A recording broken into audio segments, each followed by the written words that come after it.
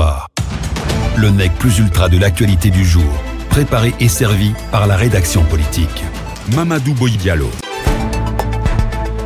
Il est 18h à Conakry, mesdames, messieurs, bonsoir. Merci de nous rejoindre sur FIM FM et de nous accompagner au cours de cette session de FIM FM. Vous êtes les bienvenus. C'est parti pour le sommaire. FIM FM, le journal. Célébration, on va partir donc avec les titres. Célébration ce mardi 14 novembre de la journée mondiale de lutte contre le diabète. Le thème retenu cette année est l'accès aux soins. Une campagne de dépistage gratuit du diabète a ponctué la journée dans plusieurs structures sanitaires du pays. Élément de reportage à suivre dans ce journal. Des militants du RPG Arc-en-Ciel, l'ex-parti au pouvoir, ont manifesté ce mardi pour exiger le retour d'Alpha Condé aux affaires. Les manifestants réclament le retour à l'ordre constitutionnel et le départ des militaires au pouvoir. Explication à suivre également dans ce journal. Au sommaire également, Amadou Damaro Camara, l'ex-président de l'Assemblée nationale, sera situé sur sa demande de mise en liberté provisoire le 16 novembre. C'est du moins la décision prise par la Chambre des appels de la CRIEF, Cour de répression des infractions économiques et financières. Et puis l'invité de FIM Soir ce mardi est Salifou Camara, secrétaire général de la FSPE et membre de la commission de négociation. Eh bien, il va se prononcer sur l'Assemblée organisée ce mardi à la Bourse du Travail pour que la classe ouvrière puisse se prononcer sur la proposition gouvernementale autour de la hausse du point d'indice salarial à 35%. Il sera questionné par Mbani Sidibé. Voilà pour le sommaire de ce film soir. Soyez les bienvenus. FIM FM, le journal. Avant de développer tous ces titres, c'est désormais officiel. La radio FIM FM qui émet sur la 95.3 est enfin sur le bouquet Canal+, sur le numéro 541. L'aisance sur ce bouquet, tous les programmes de cette radio d'information en continu. Un moment de joie pour les responsables de ce média lancé il y a 2 ans. Le directeur général du groupe a décidé d'organiser pour la circonstance une cérémonie de lancement officiel dans les locaux de la radio qui a réuni les auditeurs, partenaires et personnels du groupe. Mariamba. Le groupe Fréquence Média vient d'entamer une autre étape importante de son évolution. Désormais, tous les détenteurs de bouquet Canal+ ont la possibilité d'écouter la radio FIM FM via la chaîne 541. Une avancée significative selon le directeur de la radio FIM FM, Talibé Bari. Une demeure aussi luxueuse que le bouquet de Canal+, nous devrions y être. Et c'est ce qui est fait aujourd'hui et ça permet d'élargir le spectre d'écoute de FIM FM. Le clou final de tout cela interviendra à travers l'avènement de FIM 24, dont nous espérons que les autorités nous permettront enfin d'avoir l'agrément pour que nous puissions rendre cette télé disponible avant mars 2024. Ce projet se concrétise après une forte demande des clients de Canal+. La responsable communication de cette société en Guinée se réjouit de cette collaboration avec FIM FM. Fatou Dime. Et aujourd'hui, nous avons l'honneur d'avoir FIM FM sur le canal 541. C'est une grande fierté pour nous parce que c'était une demande de nos abonnés, une demande de nos prospects qui sont sur le terrain. À travers cette montée, FIM FM sera écouté partout en Guinée et également dans tous les pays d'Afrique où Canal+ est présent. Et nous espérons, si la télé FIM 24 arrive, qu'elle sera également sur le bouquet Canal+. Ce sentiment de joie est aussi partagé par les auditeurs. D'ailleurs, ils disent attendre impatiemment l'arrivée de FIM 24. Tous les auditeurs, et on est très contents. Désormais, on peut suivre nos différentes émissions à travers notre canal qui se trouve à la maison, même pas le téléphone. Vraiment, on est très rassurés qu'avec l'équipe dynamique de la direction et on va aller au-delà de tout ça. Nous sollicitons la venue de FIM 24, c'est impatiemment même. Cette nouvelle intégration permet d'attendre un maximum de personnes dans la mesure où FIM FM pourra désormais être écouté dans 25 pays à travers le monde.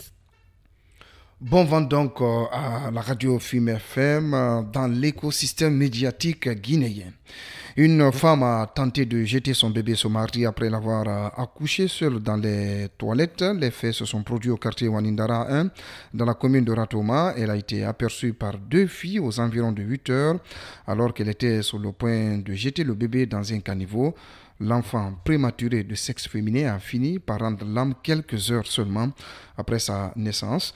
Nos reporters Arsène Diallo et Ibrahima Diallo y étaient pour FIM FM. Suivez leur élément de reportage.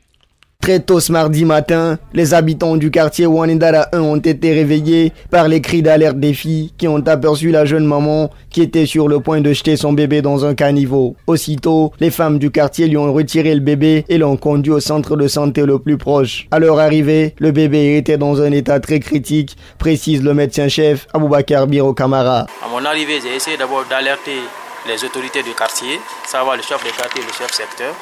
Et nous avons continué à s'occuper de l'enfant. L'enfant vraiment était dans un état de détresse respiratoire. Donc on a essayé de le ventiler mécaniquement, mais malheureusement l'enfant n'a pas survécu. Le nouveau-né est décédé quelques heures après sa naissance. Âgé de 16 ans, Aïcha Bari, sa maman, nie toutes les accusations portées à son encontre.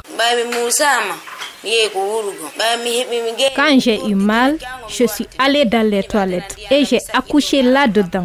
Lorsque j'ai fini d'accoucher, j'ai demandé à ce qu'ils m'aident à avoir de l'eau. Ils ont refusé et m'ont demandé de sortir dans leur cour. Et moi aussi, j'ai retiré mon t-shirt, j'ai couvert le bébé. Après, j'ai pris la route de l'hôpital. Je n'ai pas jeté mon bébé, il mente. Cette situation suscite des inquiétudes chez les autorités locales. Maître Malik Diallo est le chef secteur du quartier Wanindara 1. Il confie que ce cas est une première dans sa zone. C'est la première fois dans mon secteur. Ce qui est arrivé là est une première dans mon secteur. Ce que nous devons maintenant, c'est de prier pour le bébé. Je vais appeler mon chef hiérarchique pour l'informer. Au moment où nous quittons les lieux, les services de sécurité, notamment la protection civile et la CMIS numéro 3, se sont saisis de l'affaire. Le bébé sera inhumé et la maman va devoir poursuivre son traitement au centre de santé Anastasia, situé dans le quartier Wanindara 1. On en vient à cet élément annoncé au sommaire. L'humanité a célébré ce 14 novembre la journée mondiale de lutte contre le diabète. Cette année, cette journée instituée en 1991 par l'Organisation mondiale de la santé est célébrée sous le thème « Accès aux soins ». En Guinée, une campagne de dépistage gratuit est organisée dans les différentes structures sanitaires du pays. À l'hôpital de l'amitié sino-guinéenne, ils étaient nombreux, ces citoyens venus se faire dépister pour connaître leur statut. Mawa Evasila a fait un tour dans cet hôpital. On suit son élément de reportage. Chaque 14 novembre, la journée mondiale du diabète est célébrée partout dans le monde. C'est l'occasion de sensibiliser à l'impact du diabète sur la santé des personnes et de souligner les possibilités de renforcer la prévention, le diagnostic et le traitement du diabète. Mamadou Chérif Diallo est un médecin endocrinologue diabétologue. Chaque année, chaque journée mondiale du diabète, on va auprès de la population pour faire le dépistage gratuit des patients et ceux qui sont hypertendus ou diabétiques sont dotés gratuitement des médicaments à travers les sponsors qui nous accompagnent. Marliatou Diallo est venue se faire dépister contre le diabète à l'hôpital de l'amitié sino-guinéenne. Elle apprécie l'engouement autour de cet événement. Ils ont dit que mon résultat est positif, mais ce que j'ai surtout salué, c'est quand j'ai vu la communauté qui a vraiment répondu à l'appel. Et je me dis, il y a beaucoup d'entre nous ici, si c'est pas une activité comme ça, on ne peut même pas y penser parce qu'on se dit que ça ne nous concerne pas. Après une longue attente, Mohamed Ali Kaba sort de la salle de dépistage satisfait de son résultat. Il promet de véhiculer le message dans son voisinage. Avec le travail comme ça, il doit venir me contrôler chaque fois. Mais aujourd'hui, je ne peux pas avoir cette maladie. Mais d'ici à 2 ou 3 jours, il peut gagner ça. Je ne peux pas forcer ni rien, de ma propre volonté. Parce que quand je fais ça, c'est ma propre santé aussi. Ils m'ont félicité avec mon âge là. Ils disent bravo. Après, ils m'ont donné des conseils de ne pas prendre trop de sucre, le sel et l'huile. Le diabète de type 1 n'est pas évitable, mais le diabète de type 2 est souvent évitable grâce à une alimentation saine, une activité physique régulière, le maintien d'un poids corporel normal et l'absence de tabagisme, rassure le médecin. La journée mondiale de lutte contre le diabète est une occasion pour les citoyens de se faire dépister pour connaître leur statut. Plusieurs militants du RPG Arc-en-Ciel ont investi les rues de la Sigmadina dans la commune de Matam ce mardi pour exiger le retour de l'ancien président Alpha Condé, composé majoritairement de jeunes et de femmes. Ces militants de l'ancien parti au pouvoir qui ont dénoncé à cette occasion la cherté de la vie préviennent qu'ils continueront leur protestation jusqu'à la satisfaction de leurs revendications. Je vous propose d'écouter cette manifestante qui a préféré garder l'anonymat. Notre présence aujourd'hui, c'est pour exiger le retour du professeur Alpha Condé. On est dans le pays, c'est très dur à y vivre, qu'il revienne remettre les choses en place. Tout le monde sait qu'Alpha Condé n'a pas signé sa démission. Ils n'ont qu'à organiser les élections et partir pour que la population soit soulagée, qu'ils libèrent nos chefs qui sont malades en prison. On a fait des demandes fatiguées, on a envoyé des messages, on a plaidé fatigués pour qu'ils relâchent nos chefs. Ils n'acceptent pas. C'est pourquoi on a décidé aujourd'hui d'effectuer la manifestation.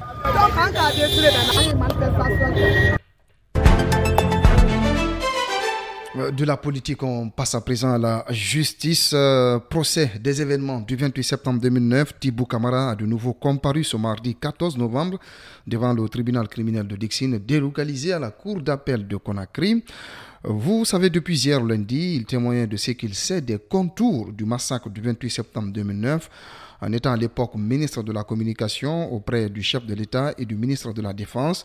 Au terme de sa deuxième journée de déposition, les avocats des parties civiles, comme Maître Hamidou Bari, sont restés sur leur faim. On l'écoute. Sincèrement, s'il faut dire la vérité, moi j'attendais à un témoignage miracle. Mais j'étais surpris que M. Camara n'a rien apporté au tribunal, en tout cas pour moi, et au parti, avocat de la partie civile et au parquet. Parce que c'est nous qui avons besoin de preuves pour les événements du 28 septembre. Au fond, il a même refusé de répondre à certaines questions. Quelqu'un qui a été conseiller en communication du président Moussa Dadis Camara, du général Sekouba Konate, pendant les événements du 28 septembre, après un mois aussi, parce qu'il n'a démissionné que le 2 novembre, que cette personnalité-là, que ce témoin-là vient aujourd'hui à la barre nous dire que dans ses déclarations, il ne connaît rien. Je suis vraiment déçu, surpris. Si tous les témoins sont comme ça, je crois que ce n'est pas la peine de retarder avec les témoins pour que nous fassions une autre étape de cette procédure. Maître Hamidou Bari est tellement déçu du témoignage de Tibou Camara qu'il aurait souhaité le voir derrière les barreaux. On l'écoute à nouveau. Et moi, je lui ai dit, je suis convaincu, s'il avait accepté de dire la vérité, il constitue une pièce maîtresse dans l'affaire des événements du 28 septembre. Je n'ai même pas manqué à lui dire que dans d'autres cieux, on peut facilement changer de statut de témoin et se retrouver dans le box des accusés. Vous savez, au Rwanda, les gens qui parlaient dans les radios Mille Collines ont été poursuivis pour des crimes contre le génocide qui s'est passé en 1994 au Rwanda. Donc, en principe, de tels témoins ne devraient même pas être témoins, devraient être vraiment des accusés qui devront répondre devant le tribunal criminel. Mais comme ce n'est pas nous qui décidons, moi c'est mon point de vue, je vous donne mon point de vue en tant qu'avocat de la partie civile. Une personne qui a pris son téléphone, qui a communiqué, qui était en contact avec des accusés, mais une telle personne, soit elle est co-auteur, soit elle est complice, elle ne doit même pas être témoin. Voilà, c'est mon point de vue. Alors, contrairement aux avocats des parties civiles, certains de leurs confrères de la défense se disent satisfaits de la déposition de l'ancien ministre de la Communication auprès du chef de l'État et du ministère de la Défense sur le CNDD. C'est le cas de maître Jean-Baptiste Jokame Aba, un des conseils du capitaine Moussa Dadis Camara. Il affirme au micro de Sekou Diatea que ce premier témoin a déposé en faveur de son client. On l'écoute. Le passage de Tibou Camara, qui est un témoin, donc partie neutre par définition, est en train de démontrer à suffisance que le président Dadis n'a rien à voir avec cette affaire-là. Vous saviez encore une fois, je le répète, que M. Tibou Camara est un témoin du parquet. C'est un témoin de l'accusation. Ça veut dire qu'il arrive en tant que témoin à charge. Mais malheureusement, le parquet est totalement désemparé. Les parties civiles sont totalement pleinement faites en faveur du président Dadis. C'est suffisant.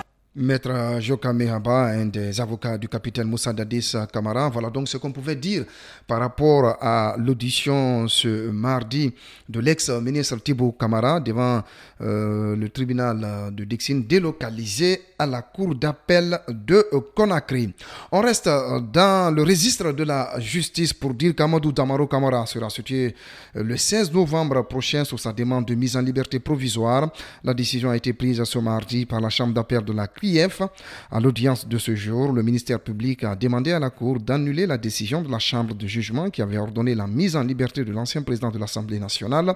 Une position du parquet que ne partage pas la défense, qui estime que le procureur spécial près la CRIEF n'a pas pu développer les motifs d'appel dans son intervention. On fait le point avec Aboubakar Sidiki Kamara. Récemment, la chambre de jugement de la CRIEF a ordonné la mise en liberté provisoire d'Amadou Damaro Camara pour des raisons de santé, une décision que le procureur spécial près la CRIEF qualifie de grave erreur. Ali Touré. Le ministère public a estimé que la chambre est vite partie en besoin. Elle a méconnu ses propres règles de fonctionnement. Pourquoi le législateur dit que le mandat décerné par les juges d'instruction accourt jusqu'à la comparution du prévenu à la barre? C'est parce qu'il sait que l'instruction définitive se trouve à la barre ici.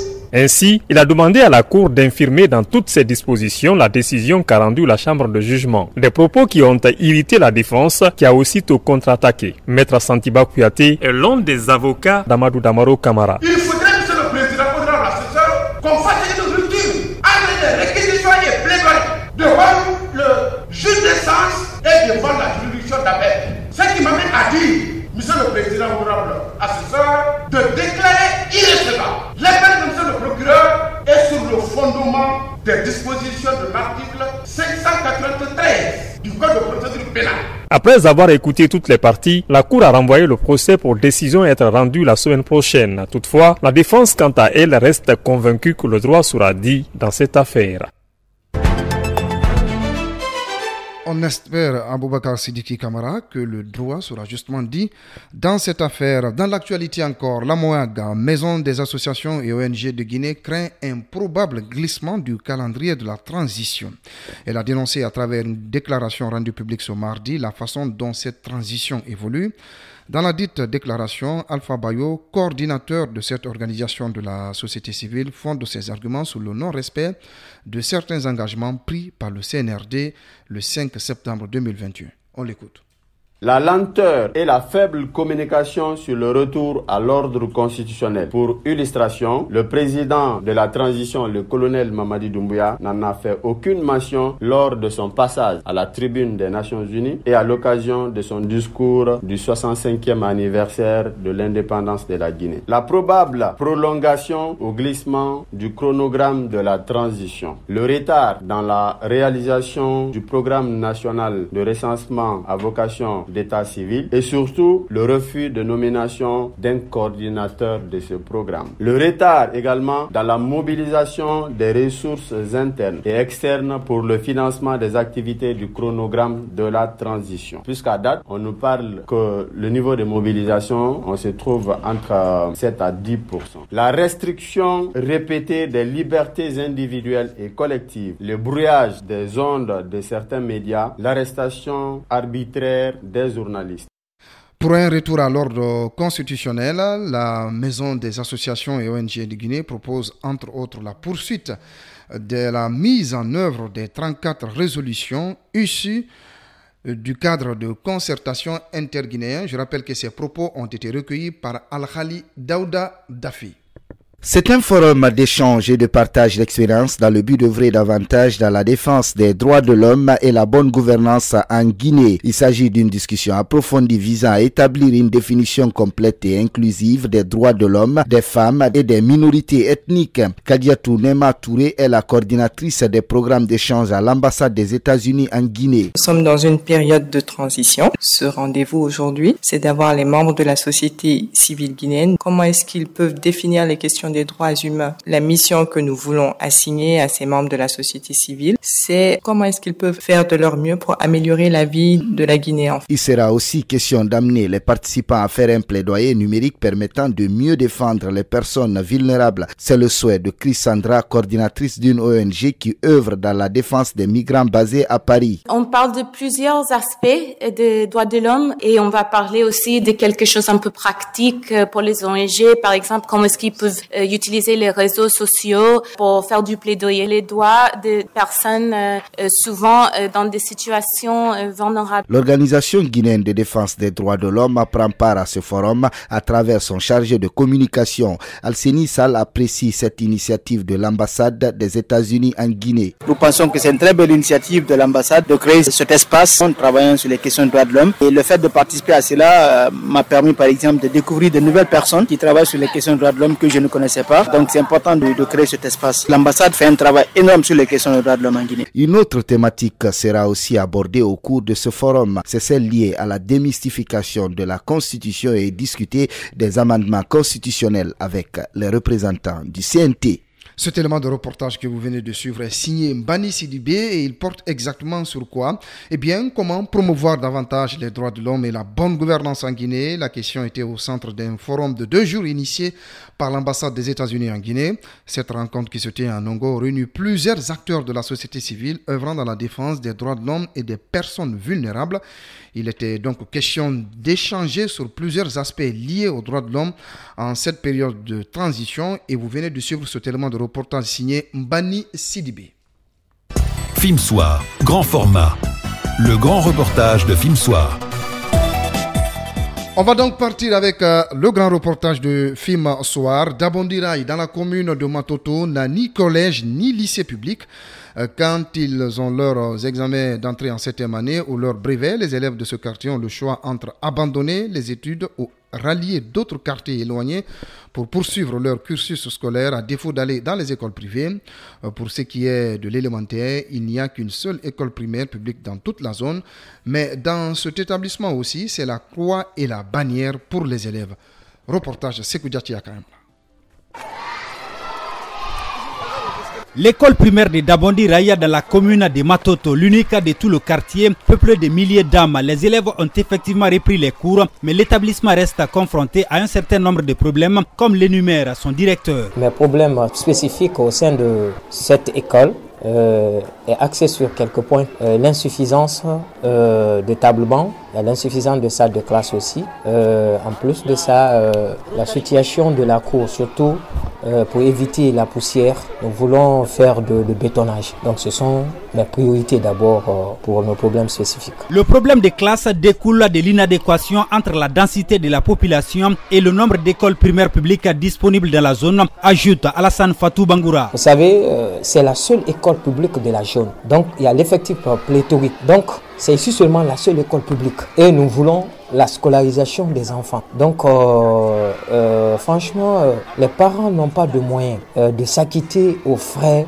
dans les écoles privées. Donc ils préfèrent que les enfants viennent ici pour que les enfants n'arrivent pas à être à la maison. Donc c'est juste pour ça aussi. Cette situation n'offre pas aux tout petits les conditions maximales d'études, fustige Amadou Ouri Diallo, parent d'élèves. Actuellement, on a des difficultés là-bas à l'école publique, à part des tables bancs. Bon, il y a une norme d'effectifs aussi. Donc les enfants, ils viennent deux fois. Il y a certaines personnes qui viennent le matin et certaines personnes qui viennent le soir. Donc on a essayé de voir. Le directeur a établi un programme de roulement, quoi. Donc certains viennent le matin, une semaine, les autres viennent le soir. Après la semaine prochaine, ceux qui viennent le soir viennent le matin, les autres aussi viennent le soir. Pour apprendre, il faut apprendre le matin. De 8h à 14h. Ça trouve que l'esprit est fatigué.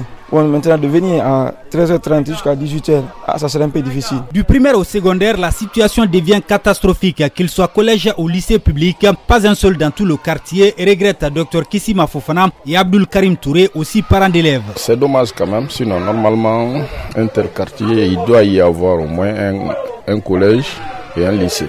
Normalement. Quand on a son examen ici, que ce soit l'examen d'entrée en 7e année, le brevet, pour aller au lycée, soit il faut aller au lycée Bonfi, qui est dans la commune de Matam, soit il faut aller au lycée Ahmed Sékou Touré de Bessia, ou soit il faut aller au lycée 1er mars de Matam. Si tu ne veux pas aller dans les écoles privées. Ce qui est compliqué, c'est distant à travers le transport qu'on paye des fois. Le lycée le plus proche, c'est le lycée Bonfi. À défaut d'un lycée, les habitants de Dabondi Raya, à travers nos interlocuteurs, sollicitent ardemment un collège public afin de minimiser l'abandon scolaire chez les enfants du quartier. Quant au directeur de l'unique école primaire publique, il sollicite l'extension de l'établissement et une dotation en table-banc. Le manque d'établissements scolaires dans le quartier d'Abondi Rai dans la commune de Matoto, un élément de reportage signé Sekou Diatea Kamara. Il est pratiquement 18h passé de 25 minutes sur Film FM. On va à présent passer à l'invité du journal. Film Soir, l'invité du soir. L'autre interview de Film Soir. Les syndicalistes vont finalement renoncer à la grève. La base a donné un avis favorable à la proposition faite par le gouvernement au cours des récentes négociations. C'est ce qui a été décidé ce mardi au terme d'une réunion à la Bourse du Travail. Les 35% d'augmentation de salaire proposés par les autorités ont donc été acceptés. Les syndicats vont donc continuer les discussions avec l'État afin que le compromis trouvé soit matérialisé à travers un protocole d'accord. Salifou Kamara, secrétaire général de la FSPE et membre de la commission de négociation, est l'invité de Film Soir. Il est justement interrogé par Mbani Sidibé.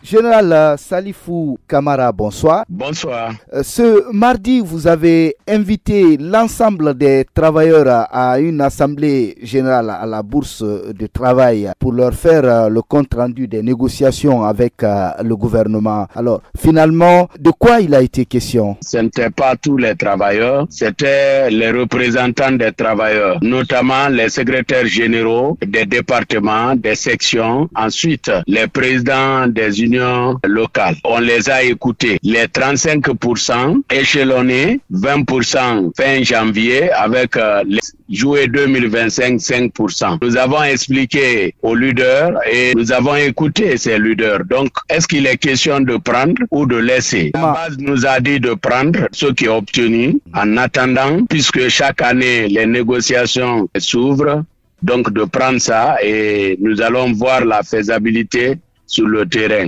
Est-ce que ça veut dire, Général Salifou, que le préavis de grève lancé la semaine dernière n'est plus à l'ordre du jour? Et puisque nous avons l'aval des secrétaires généraux qui représentent la base, à leur tour, ils vont faire un compte-rendu. Donc, le débat était sur l'échelonnement des 35%. Et puisqu'ils ont donné déjà leur accord de prendre, alors nous allons faire ce compte-rendu-là au gouvernement.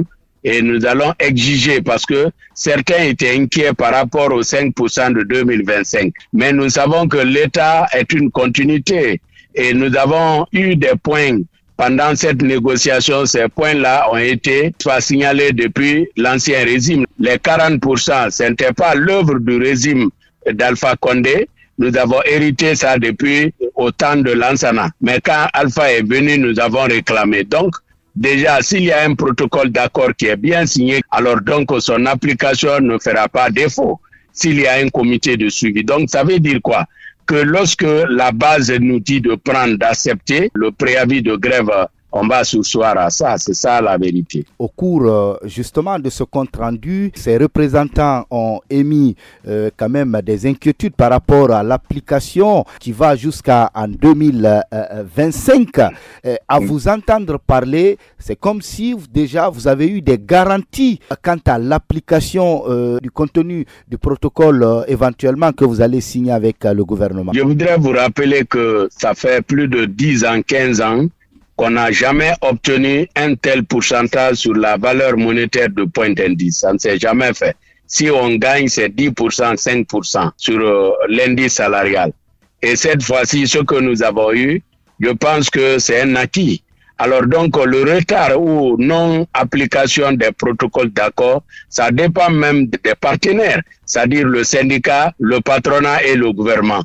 Donc, il n'y a jamais eu de suivi autour de ces protocoles d'accord. Si cette fois-ci, la base tient mordicus à ce qu'il y ait un comité de suivi, et le gouvernement aussi en a parlé, je pense que tous les gains que nous avons obtenus, je sais que seront, n'est-ce pas, appliqués selon les dates indiquées. Finalement, est-ce qu'on peut dire qu'on s'achemine vers la fin de ces négociations et que désormais c'est la fumée blanche? Bien sûr, parce que là, chaque année, il y a la négociation, chaque mois de septembre, et nous rentrons en négociation. Donc, si cette année, nous avons eu 35% sur la valeur monétaire du point d'indice, je pense que l'année prochaine aussi, on peut revoir les primes indemnités.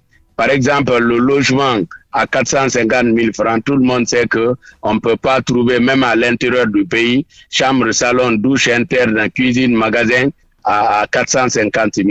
Donc nous allons revoir ces primes et nous allons revoir d'autres primes. Par exemple, à l'éducation, si nous prenons la prime de craie, si nous prenons la prime de documentation, la prime de préparation, donc il y a beaucoup de primes que nous allons revoir encore, tout en faisant cas, parce que l'année dernière, le protocole d'accord qui avait été signé, et ce protocole d'accord, il y avait des points qui n'ont pas été appliqués. Cette année, on a commencé par ces points qu'on a appelés les préalables. Les points obtenus, n'est-ce pas, avec un bon suivi, un comité de suivi bien engagé, je pense qu'il n'y aura pas de demi-mesure dans leur application. Merci à vous, Général Salifou Kamara. Merci bien, merci.